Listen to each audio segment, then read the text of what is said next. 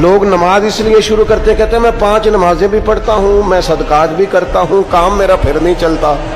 تو میں کہتا ہوں تمہیں پتہ ہی نہیں، نمازی کے لیے تو آزمائش ہے. جتنا جتنا ایمان کامل اتنی آزمائش بھی زیادہ. اور یہ میں اپنے پاس سے نہیں کہہ رہا.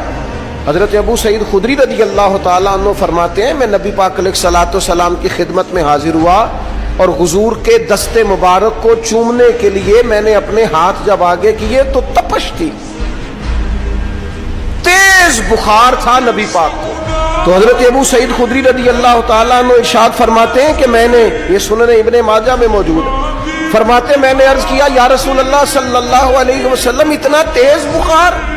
حضور فرمانے لگے ہم پر جو آزمائشیں آتی ہیں نا انبیاء پر، وہ عام لوگوں سے دگنا آتی ہے. یہ تو لاڈلے ہیں، یہ تو محبوب ہیں اللہ کے.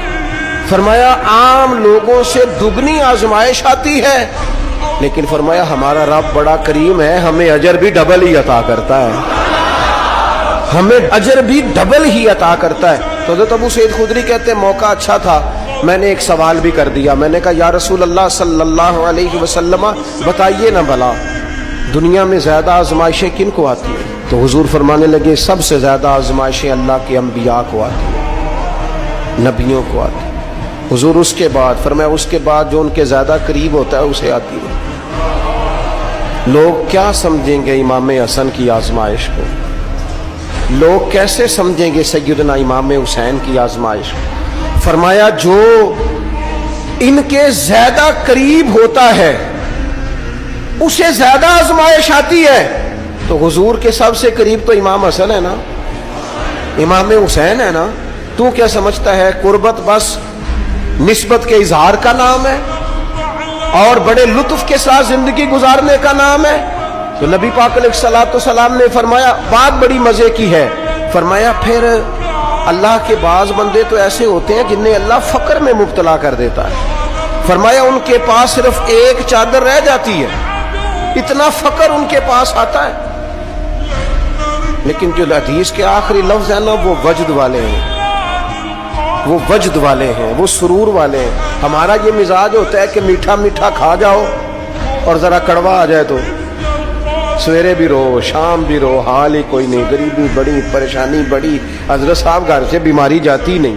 اور جناب کیا بتائیں، بعض لوگ تو ایسے ہیں جن کی بات سن کے لگتا ہے زندگی میں کبھی سوئے ہی نہیں، اتنے بڑے بڑے دکھ سناتے ہیں. او خدا کی رحمت کا بھی تو ذکر کرنا، خدا نے جو تیرے اوپر انعامات کیے ان کا بھی تو ذکر کرنا.